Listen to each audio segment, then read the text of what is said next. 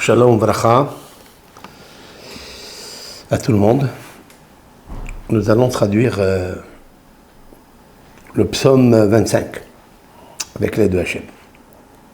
J'espère que ce cours fera du bien à tout celui qui écoute, apprend et surtout pratique.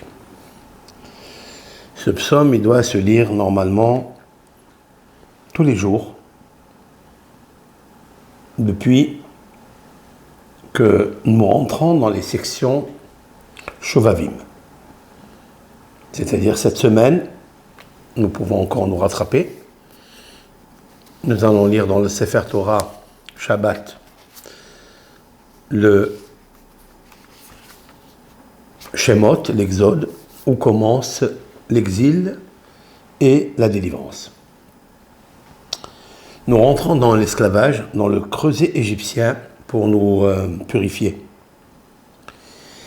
C'est pourquoi c'est un moment très propice, favorable à la modification du passé et à la reconstruction du futur et au profit bénéfique, lumière du présent. Je vais d'abord traduire le psaume pas à pas. J'avais déjà fait un cours sur ce psaume, essayez de voir où il se trouve. Sinon, je demande à mon technicien de le faire réapparaître, car nous avons expliqué un grand secret dans ce psaume. Lorsque la traçabilité par des lettres de sceau, de lettres, ressort la fameuse force négative qui embrouille tous les hommes et les femmes par les fantasmes. Celle qui s'appelle Lamed Yud, Lamed Yud, Lamed Tav. Celle qui s'appelle Lilith. Dans ce psaume, elle apparaît. C'est pourquoi je m'intéresse à ce psaume. Ce psaume, nous le lisons 2 fois par jour dans nos prières. Après la prière à voix basse, nous faisons les supplications, la repentance, comme j'ai expliqué dans le premier cours que vous allez recevoir, ou vous l'avez reçu déjà, que je dois donner mon âme à Dieu. Qu'est-ce que c'est? Nous allons traduire ça. Les David, donc, de David, Elecha, vers toi, Adonai, éternel, Nafshi Essa, mon âme, j'élève. A priori, ils adressent une prière. A priori, David Amelech est en train de prier comme nous prions tous les jours, et il s'adresse à Dieu. Il lui dit, Elecha Adonai Nafshi Essa. A priori, cette phrase, ces 5 mots n'ont pas de sens. Pourquoi? Toutes les prières, on adresse notre âme à Dieu. On lève notre âme à Dieu. Qu'est-ce que David Amelech, le roi David, veut révéler? Qu'est-ce qu'il y a d'incroyable, de nouveau dans ce psaume? Alors nos sages ont dit, Nafshi Essa, cela ne veut pas dire prier. Non, c'est plus que ça. Il veut retirer son âme de son corps et il veut la lui rendre à Dieu. Ça veut dire qu'il veut quitter ce monde tout court et il veut s'adresser à Dieu pour lui dire « Prends-la et conserve-la. Je ne veux plus que tu me la ramènes ici. » Un des Midrashim, Midrash Tehilim, Midrash Tanhuma, explique comme ça. Ça veut dire, il lui dit, Akadosh Baruch Hu, je n'ai plus rien à faire dans ce monde. Je veux m'attacher à toi maintenant. Il est arrivé à un degré d'amour de Dieu, bien qu'il avait à faire encore dans ce monde. Mais il avait atteint un niveau d'attachement, d'amour à Dieu, au point de lui dire cette phrase-là. Nafshi est ça. Ça veut dire, lève mon âme, retire-la de moi. Voilà ce que ça veut dire. Nous allons, avec l'aide de Dieu, expliquer, on reviendra sur le secret qui est caché ici, dans les premières lettres, dans les initiales, que David Ameller a posées en cachette, en secret, pour ceux que l'Éternel aime, pour ceux qui sont adorateurs de l'Éternel. Comme il est marqué par la suite, Sod Adonai Lereav Ubrito Leodiam.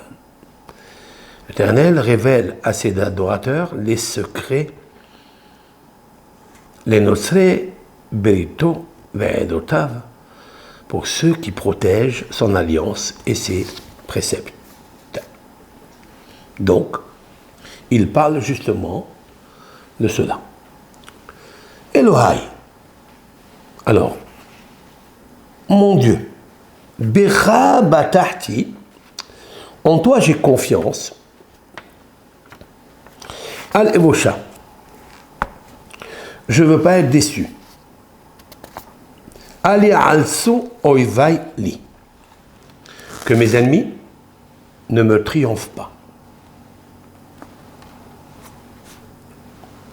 De quel ennemi parle-t-il? Bien sûr, le sens simple, il parle des ennemis qu'il avait autour de lui. Ceux qui voulaient entrer à Jérusalem et la détruire.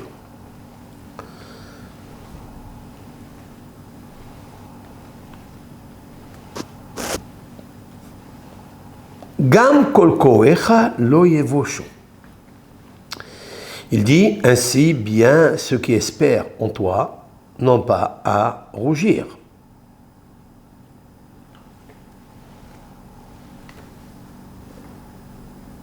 Rougir quand? À quel moment? Ceux qui espèrent en toi, pourquoi doivent-ils être humiliés et rougir? Mais David Ameller, il parle de lui et il tire avec lui d'autres personnes. Yevoshua Bogdim Rekam. Que ça soit seulement les perfides qui soient rougis. Verset 4. Derachecha Adonai hodi'eni. Là, le roi David va demander quelque chose de particulier. Pour faire teshuva, on ne connaît pas le chemin. On ne connaît pas le chemin de la teshuva. Je suis en train d'expliquer le sens simple. Alors il lui dit, s'il te plaît, montre-moi le chemin. Orhotecha, les sentiers, la Médénie. Les sentiers, quelquefois, ils sont plus difficiles à accéder. Alors il lui dit, cela apprends-moi. Les chemins, enseigne-moi, indique-moi. Nous sommes dans des grands champs, tout est ouvert. Je vais aller à droite, à gauche, au milieu. Je demande à Hachem, montre-moi le chemin. Et moi, je vais seul. Les sentiers, ça n'est pas pareil. Les sentiers, ils passent d'un endroit à un autre, et là, j'ai besoin d'un enseignement, d'une instruction, d'un guide. Comment faire? Pour ça, il dit Orhotecha la Médénie, Limoud. Je veux un enseignement précis sur ça. Après, Hadricheni ba'amitecha. C'est quoi? Verset 5. Hadricheni, encore une fois, il lui dit enseigne-moi les sentiers.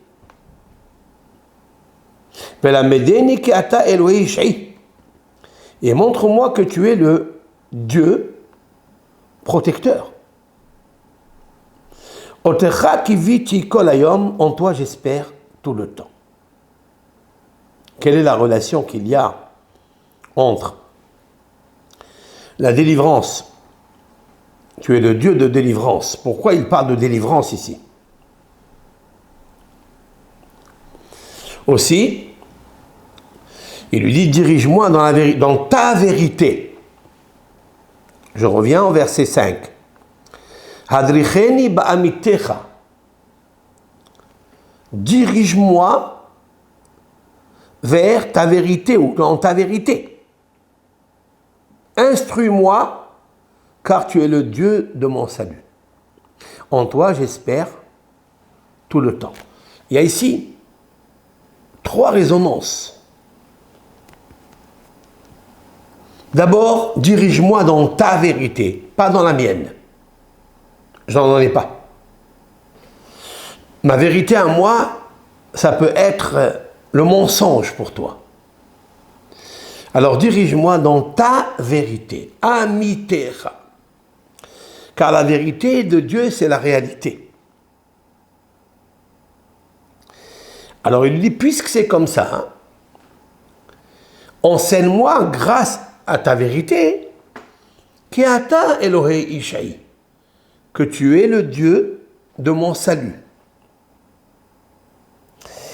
Et quand je connaîtrai ces 2 étapes, ta vérité et que tu m'enseignes, ça veut dire que tu me rentres dans l'oreille de l'âme, que tu es mon salut, alors, otra à toi qui viti, j'ai l'espérance, kolayom, tous les jours, tout le temps.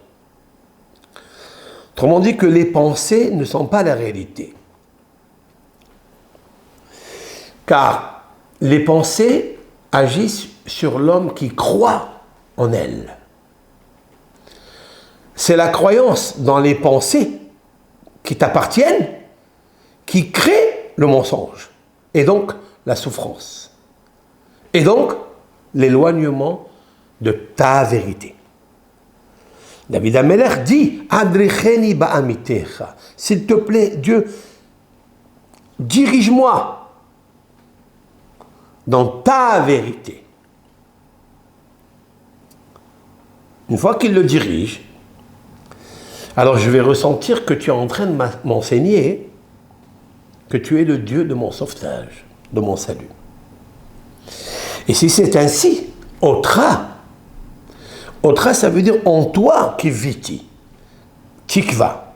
La tikva, c'est l'espérance et l'espoir, ou la croyance.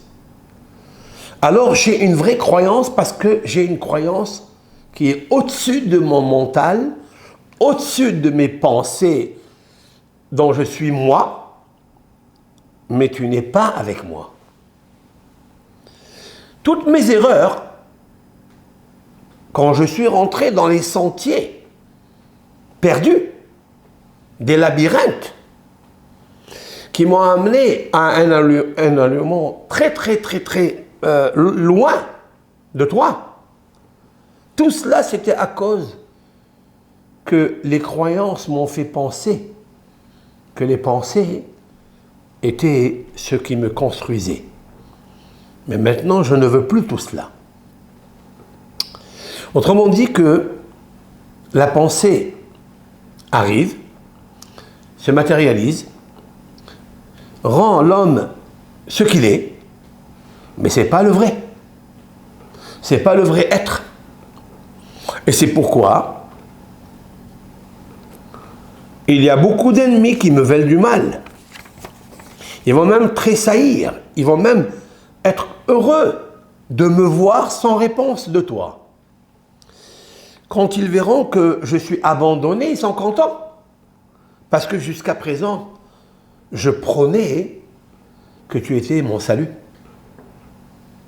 Et là, montre-moi, s'il te plaît, que tu es vraiment mon espoir. Verset 6. Zechor rahamecha Adonai, souviens-toi, Éternel, de ta miséricorde, de ta bonté, Qui me olam ema, car ta grâce, elle est à jamais.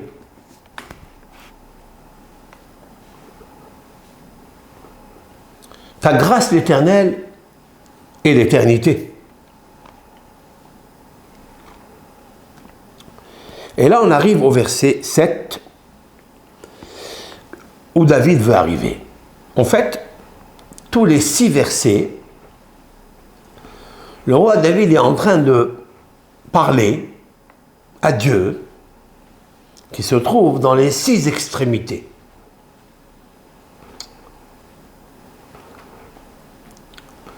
Les 6 extrémités sont l'est, l'ouest, le sud, le nord, haut et en bas. En haut et en bas, ça fait 6 extrémités. Et le roi David va essayer de corriger, de compenser, de payer la dette qu'il a par rapport à toutes les erreurs qu'il a pu faire et qu'il a éparpillé les lumières, étincelles, dans les 6 coins du monde. En haut, en bas et aux 4 points cardinaux.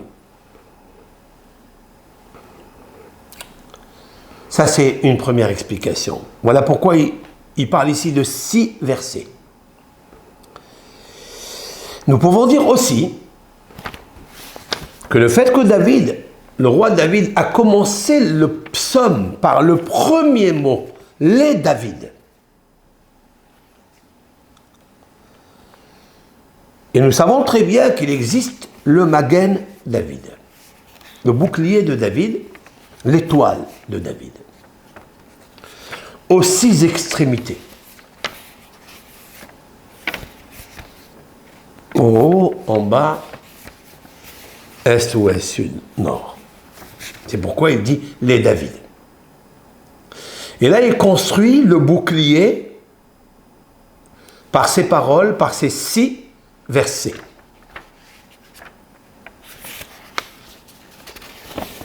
Mais pour construire ce bouclier, qui est en fait Dieu, qui va l'abriter, qui va la sécuriser, il dit les David Elecha.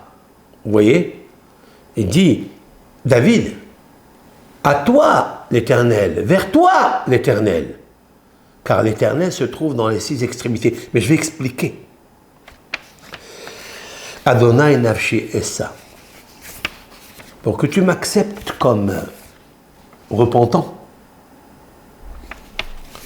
comme un vrai homme qui est l'auteur d'une vraie teshuva. Il a besoin de quitter son âme. Il lui dit, l'Éternel, prends-la. C'est ce que nous faisons tous les jours. Après avoir demandé pardon à Dieu en frappant, en adoucissant, en embellissant, comme j'expliquais dans le premier cours, le cœur avec la main droite, qui est le nom de Dieu. Maintenant, le roi David, il dit, j'ai fait teshuva, j'ai envie de monter chez toi, à Kadelbor. Et David, vous avez vu le lamed? Le lamed, c'est ça, la lettre la plus haute de l'alphabet. Il veut monter vers le haut. Il veut monter vers le haut parce qu'elle est la plus haute. Les David. Les David. Donc il veut monter vers le haut. Et lorsqu'il dit cela, il veut corriger en faire le bas. Il veut corriger le bas, le brit. Comme on va voir par la suite, qui est marqué au brito léodiam. Le brit Kodesh, l'alliance. Car lorsque on abîme l'alliance, les lumières étincelles, lumière, âme, se dispersent dans les 6 extrémités. Et elles vagabondent. Elles sont tourmentées. Ce sont des vraies âmes, lumière, Ils sont en Égypte, en exil. Alors Dieu demande une réparation, un embellissement. C'est de créer le Magen David. C'est de créer devant soi le Magen David. C'est-à-dire le bouclier pour les 6 extrémités. Et pourquoi le 6? Parce qu'en fait, le 6, c'est la séphira du Yesod, du Bérite. Yesod, c'est le fondement, c'est le canal de procréation de la vie, aux 6 extrémités. Puisqu'il y a l'amour, Ahava, la qualité d'Avraham Avinu, la qualité de Yitzhak Avinu, c'est la rigueur, la justice. Il y a l'harmonie, il y a l'éternité ou la victoire, la beauté et la splendeur, voilà 5. Et la 6e, en fait, c'est Yosef, c'est Yesod, c'est la Parnassa des mondes. C'est le Zivoug, c'est l'union entre l'Éternel, si l'on peut dire ainsi, et sa Shekhinah. Et alors, nous recevons ici en bas, de ces 6 extrémités, le bonheur, les lumières, la prospérité, la santé, il y a tout dedans. Et surtout la paix qui se trouve dans la 7e séphira qui est Malchut, c'est-à-dire la royauté. Et David Améler se voyait très très bas, affligé, peiné, souffrant, que sa royauté, et la royauté d'Israël, jusqu'à là, n'était pas encore dans sa apothéose. Alors, il va composer ce psaume, et pour composer ce psaume, il est obligé de sortir de lui. Waouh! Je voulais dire que sortir de lui, cela veut dire ne plus rester dans un corps qui est triste, dans un corps qui est affligé, qui est écrasé, à penser tout le temps à son passé. Il a voulu maintenant créer ce qu'on appelle l'épigénétique. Autrement dit, de s'élever, de dépasser tout le stockage qu'il y a dans le corps, avec toutes les puissances mauvaises, les ennemis qu'il a créés, les ennemis extérieurs, les ennemis intérieurs, qu'il a créés par ses fautes. Et c'est pourquoi il cite 6 versets. 6 versets avant d'arriver au 7e, lorsque dans le 7e il dira « Hatot ne'urai ufsha'ai al tizkor » les erreurs de ma jeunesse et les péchés ne te souviennent pas. Souviens-toi uniquement de ta grâce. Les ma'an tuvra Adonai. Parce que tu es bon, Éternel. Pour l'amour de ta bonté, ô Seigneur. Le 7e. À quel moment le roi David va sortir l'erreur de la jeunesse lorsqu'il a d'abord expliqué les 6 versets qui en fait sont à l'intérieur du corps. Ces ennemis qui sont à l'intérieur du corps, car à cause de cela, ces ennemis se trouvent dans les 6 extrémités, parce que le 6, c'est le 6, c'est le Brit Kodesh. Et pour cela, il est obligé de quitter le corps. Quand je parle de lui, c'est-à-dire la conscience. Car la conscience est dans l'exil, dans tout le corps. Elle est en haut, en bas, elle est dans les mains, elle est dans les pieds. Il veut sortir de là pour que la conscience puisse voir, regarder à l'extérieur, puisse regarder le corps qui est en vêtements usés, et commencer à le réparer. Commencer à le réparer. Et en fait, c'est ça la puissance de la méditation. C'est de sortir de son corps en disant mon âme ne peut pas habiter dans l'obscurantisme intérieur. Je suis obligé de sortir parce qu'elle est trop emprisonnée. Elle ne peut pas sortir de là. Donc je la fais sortir. Et David, Elecha, Adonai, il lui dit, à toi l'Éternel, Nafshi Essa. Il ne dit pas, je vais faire une prière, une requête. Ça n'est pas ça, l'objet de ce psaume. L'intelligence de ce psaume, Nafshi, mon âme, je la fais lever, c'est-à-dire je vais la faire sortir de là. Et il doit faire Messirut Nefesh pour qu'elle puisse revenir à son corps, parce que c'est très dangereux de la faire sortir et de ne plus la faire entrer, ne peut la faire entrer.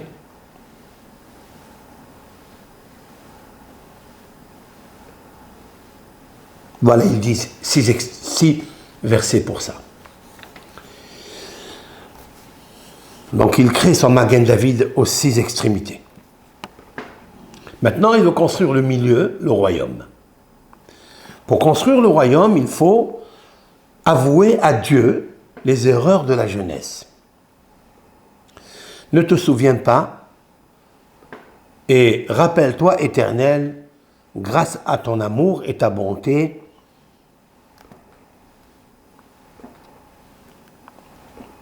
la grâce. Jusqu'à là.